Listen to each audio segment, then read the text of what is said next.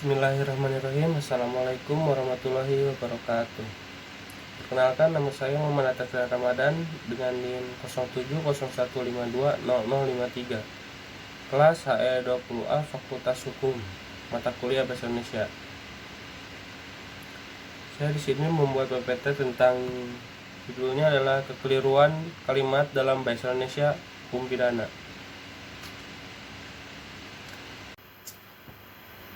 Ya, yang pertama ada pendahuluan.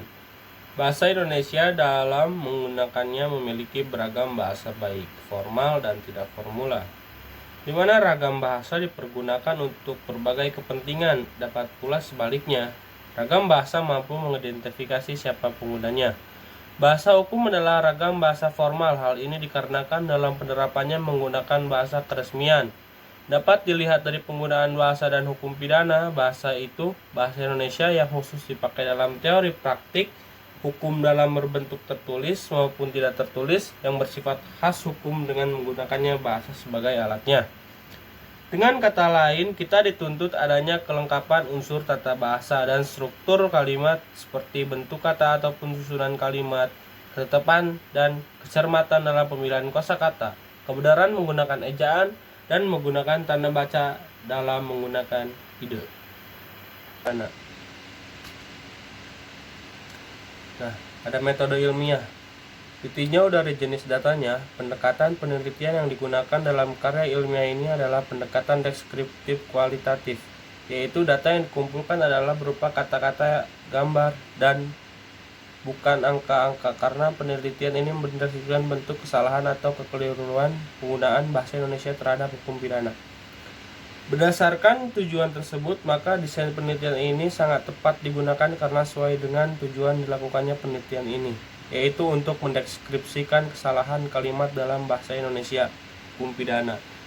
Dalam mata kuliah Bahasa Indonesia Universitas Al-Azhar Indonesia, sumber data dalam penelitian ini adalah data primer dan data sekunder. Teknik ini dilakukan dengan mengambil sumber-sumber yang ada didapat oleh kami. Ya, selanjutnya ada pembahasan. Peraturan yang dibuat oleh suatu kekuasaan atau adat yang dianggap berlaku oleh dan untuk orang banyak. Bahasa Indonesia mengalami perubahan seiring perkembangan zaman, tetapi dasar kaidah bahasa Melayu masih tetap dipertahankan. Oleh sebab itu, jika menggunakan bahasa yang berasas kepada kaidah-kaidah yang ada, maka dalam bidang hukum pun harus mematuhi kaidah-kaidah itu.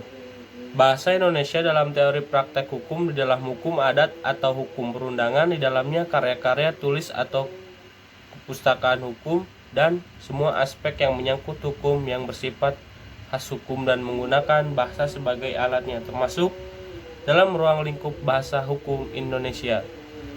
Hukum itu ialah aturan-aturan yang mengandung norma-norma yang mengatur kelakuan perbuatan, tindakan, dan kehidupan masyarakat.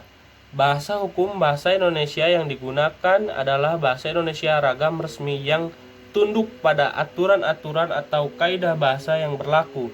Bahasa baku atau bahasa standar, istilah ini sering muncul tidak hanya orang yang belajar hukum, tetapi orang yang tidak belajar 5H dari Kusuma Bahasa Hukum Indonesia. Konteks ini akan menimbulkan persepsi yang berbeda bagi pribadi masing-masing pada struktur kalimat pada undang-undang. Oke, sekarang kita lanjut ke kesimpulan. Berdasarkan apa yang sudah dijelaskan di dalam pembahasan, dapat disimpulkan sebagai berikut. Hukum itu ialah aturan dan peraturan yang mengandung norma-norma yang mengatur kelakuan, perbuatan, tindakan, dan kehidupan masyarakat. Tanpa hukum, masyarakat tidak beraturan. 2. Istilah bahasa hukum dibedakan menjadi dua diantaranya secara internal, yaitu penempatan kata secara tepat dalam suatu kalimat, baik dalam penulisan peraturan perundang-undangan maupun putusan hakim, dan secara eksternal, yaitu ketidaktepatan kata sesuatu yang biasa terjadi, maka terjadilah persepsi hukum yang berbeda di pribadi masing-masing. Variasi bahasa juga ditentukan oleh faktor waktu, tempat, faktor sosiolinguistik, faktor situasi, dan faktor medium pengungkapannya. Faktor medium pengungkapan dibedakan bahasa lisan dan tulisannya, diantaranya ideolek, variasi yang bersifat perseorangan, yaitu yang berkenan dengan warna suara, pilihan kata, gaya bahasa, dan susunan kalimat. Pengistilahan dalam putusan perkara pidana yang sering terjadi diantaranya paten, gratifikasi, deponering. Kekeliruan adalah sikap yang ditunjukkan atau pernyataan yang dibuat oleh seseorang saat sikap pernyataan tersebut memiliki alasan yang tidak benar. Menyesatkan, kekeliruan juga seiring disebut dengan salah atau kesalahan, di mana istilah ini merujuk pada konsep dalam hukum, etika, dan ilmu pengetahuan. Secara umum, kesalahan ataupun kekeliruan biasanya merujuk pada situasi di masa sesuatu itu salah, keliru, tidak tepat, ataupun salah hitung tergantung dari konteksnya. Secara rinci, kejadian salah merujuk pada situasi di mana seorang individu telah melakukan kesalahan ataupun mengambil keputusan yang tidak tepat.